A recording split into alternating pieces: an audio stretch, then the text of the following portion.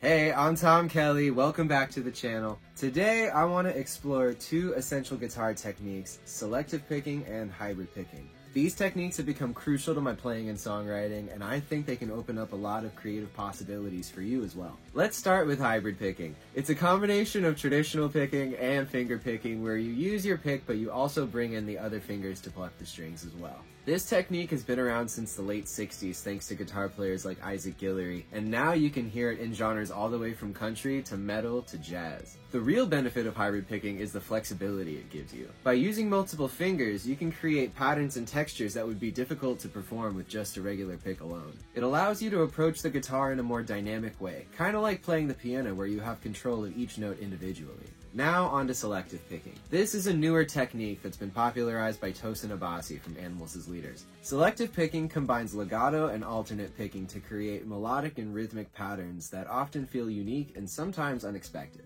It's a powerful tool for adding complexity and depth to your phrasing. Both techniques offer a wide range of applications. Whether you're looking to add rhythmic interest, introduce new textures, or just expand your technical toolkit, these methods can bring a lot to the table. In fact, they become foundational to my own playing, especially when I'm composing or improvising. In this video, I'm going to share a few examples and exercises of how you can start incorporating hybrid picking and selective picking into your own playing, and to show you how they can unlock a whole bunch of new creative ideas. Okay, so this first example that we have is a group of 4, and the way that we break it down is 2 hammer-ons from nowhere, followed by a down pick and then a middle pick. So in this particular example, I'm going to take my index finger and I'm going to tap the 6th fret of the G string. And then immediately after that, I'm going to take my middle finger and tap the 7th fret of the D string. And then right after that, I'm going to down pick the open B string, and then use my middle finger to pluck the open E string. So all together, 1, 2, 3, 4.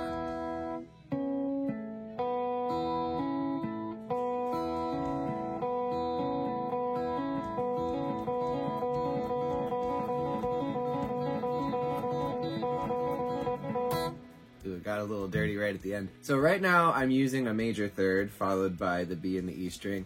A lot of times this particular trick really works well in the key of E major and E minor. However, any keys that contain the note B and E can theoretically work. You just have to make sure you choose your intervals carefully. I think this sounds really neat with fifths as well.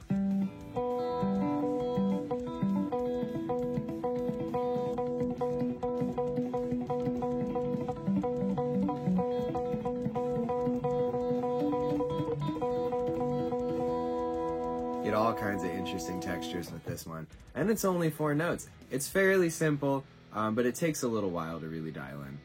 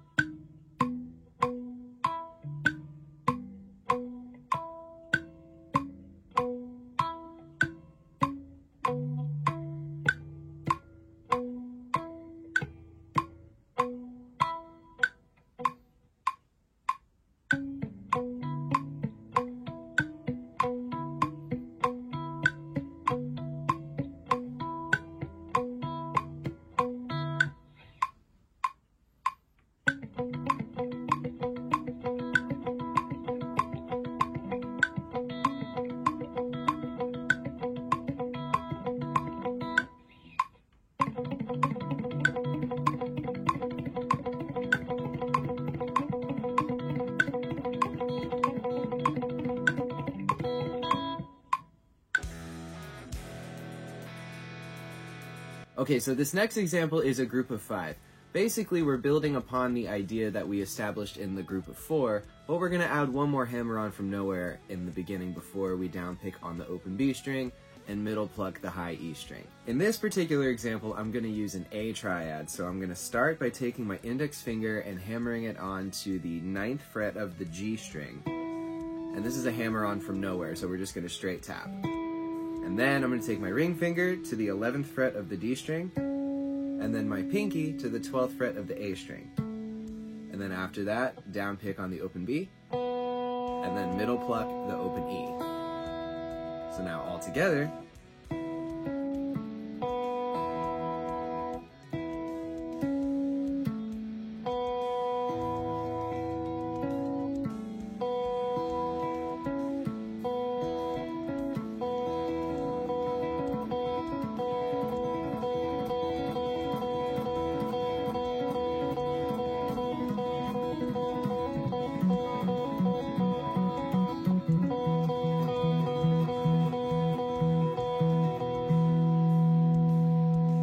I love the way this one sounds, and it just feels so nice.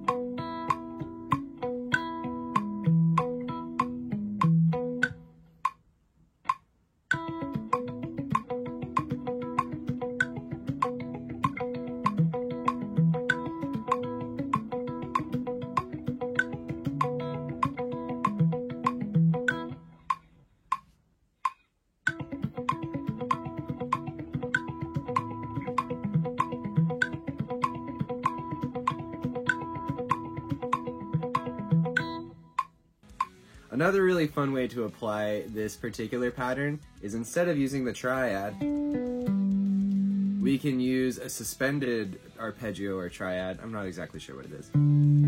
I guess it's technically a triad because it's 3 notes, but it's 1st, 5th, and then 9th.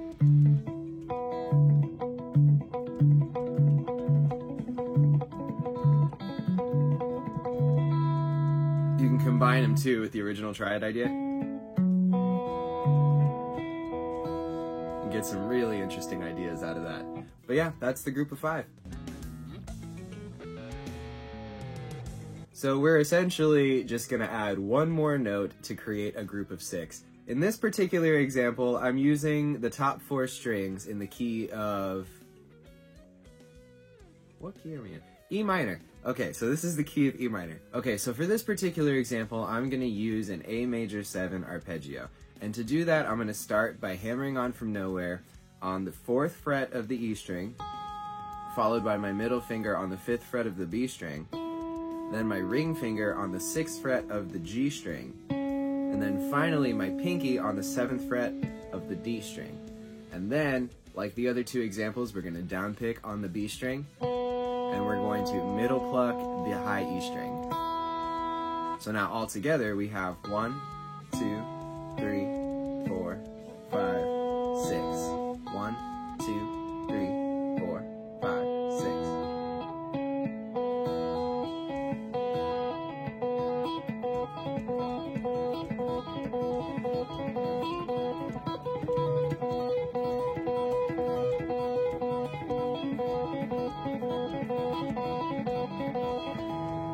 I love it. This one's gotta be my favorite. This is definitely really fun. So yeah, that's the group of 6.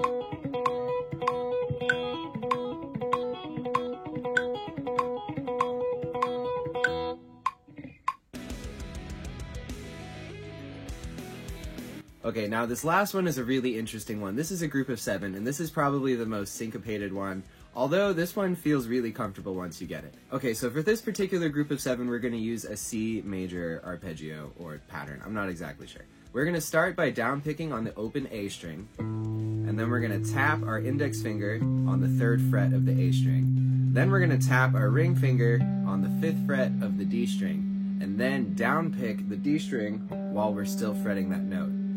Immediately after that, we are going to do a middle finger pluck on the open B string. Then I'm going to tap my index finger on the 3rd fret of the B string. And finally, my ring finger taps on the 5th fret of the B string.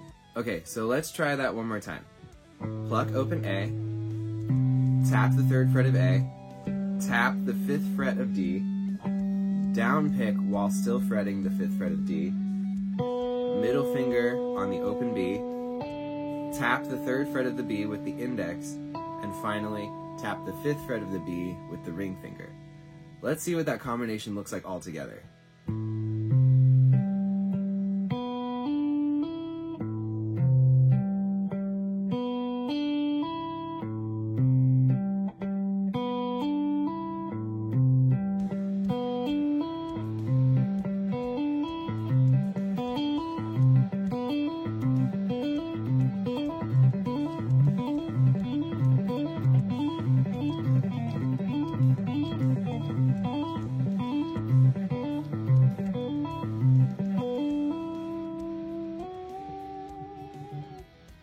And that's the group of 7.